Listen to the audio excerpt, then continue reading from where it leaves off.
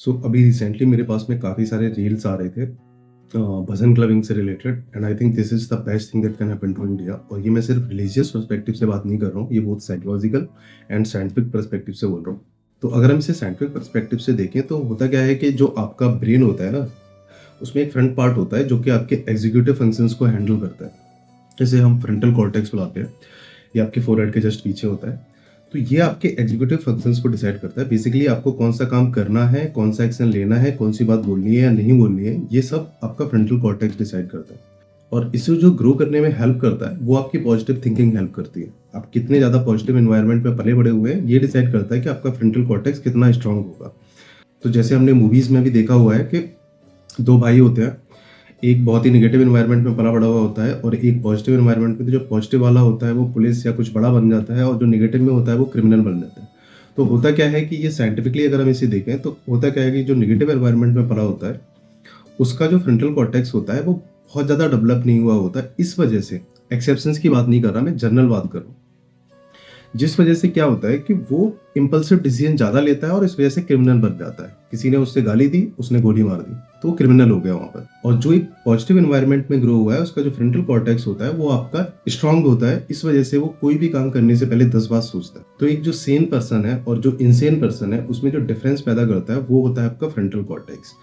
तो जितनी भी ये गैदरिंग और ग्रुप फेस्टिवल जो भी सारी चीज़ें क्रिएट करी गई हैं वो इसी वजह से क्रिएट करी गई हैं, जिससे एक पॉजिटिव एनवायरनमेंट पैदा हो और जो जनरेशन है, जो लोग हैं वहाँ पर, वो पॉजिटिवली इम्पैक्ट हो, उससे उनका ब्रेन पॉजिटिव तरीके से डेवलप हो, जिससे वो हमेशा अपनी लाइफ में सेम वर्क करे। दूसरा, अगर हम इसकी साइकोलॉजिकल पर्सपेक्टिव से देखें तो होता क्या है कि जो आपके ब्रेन में निगेटिव इमोशंस होते हैं ना, जो ईगो या फिर एंगर और ये सारे जो भी इश्यूज होते हैं, ये अगेन फ्रंटल कॉर्टेक्स को वीक बनाते हैं। दूसरा, फॉर एग्जांपल, ईगो किसे आता है? ईगो कभी भी उस पर्सन को नहीं आएगा जिसे हमेशा ये लगता है कि उसने अभी लाइफ में काफी अचीव नहीं किया, अभी बहुत दूर जाना है। ईगो हमेशा उस पर्सन के अंदर आएगा जिसके सपने बहुत छोटे थे और उसने अचीव कर लिए, तो उसे लगता है कि I have reached, and then वो उन्हें कहीं ना कहीं ईगो पैदा कर देता है उनके अंदर। तो जब आप अपने पास से कनेक्टेड है ना, हमारी एंशिएंट सिविलाइजेशन इतनी ज़्यादा एडवांस थी, इतनी ज़्यादा डेवलप की थी कि जब लोग हंटिंग और गैदरिंग कर रहे थे तब हमारे यहाँ पर पुष्पक विमान की बात हो रही थी। अभी 1 मिनट के लिए मैं मान लेता हूँ कि ठीक है ये सब माइथोलॉजी है और सब स्टोरीज है, लेकिन उस टाइम पर ये इमेजिन करना कि कुछ ऐसे विमान हैं जो उड़ते हैं हवा में और एक ऐसा तीर है जो कि एक तरीके से जो ब्रह्मास्त्र था वो आज का एटॉम बम है, राइट?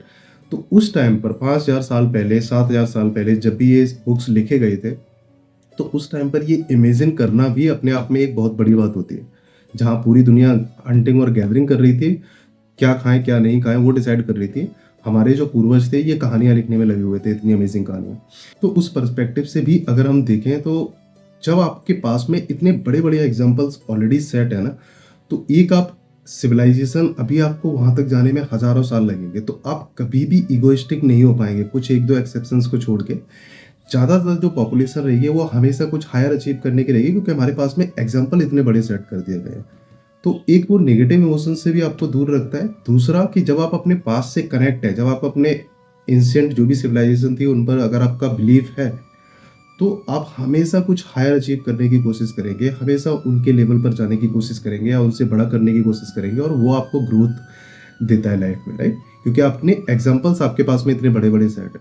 तो अगर हम दोनों ही पर्सपेक्टिव से देखें तो हम एक ऐसी जनरेशन को पैदा कर रहे हैं जिसके पास में अपने पास्ट का स्ट्रेंथ भी है और अपने फ्यूचर को किस तरीके से डेवलप करना है उसके लिए उसके पास में पावरफुल ब्रेन भी है। तो दोनों ही केसेस में ये जो इवेंट्स हैं, ये सारी चीज़ें हैं, ये बहुत ही पॉजिटिव हैं किसी भी कंट्री के लिए, क्योंकि लोग हमेशा एक पॉजिटिव एनवायरनमेंट में रहेंगे, कहीं ना कहीं वो पॉजिटिव ब्रेन डेवलप करेंगे और वो पॉजिटिव ब्रेन उन्हें पॉजिटिव एक्शन लेने के लिए प्रेरित करेगा। तो सारी चीज़ों को अगर हम कंबाइन करें तो this is the best thing that can happen to India scientifically. अब क्योंकि ये मैं रील बना रहा हूँ तो बहुत छोटी वीडियो है, किसी दिन मैं बड़ी वीडियो बना के इसके बारे में बात करूँगा। तो मैं कोई ब्रेन साइंटिस्ट नहीं हूँ, लेकिन हाँ, आप जनरली अगर लेमन लैंग्वेज में बात करें तो this is the best thing that can happen to India.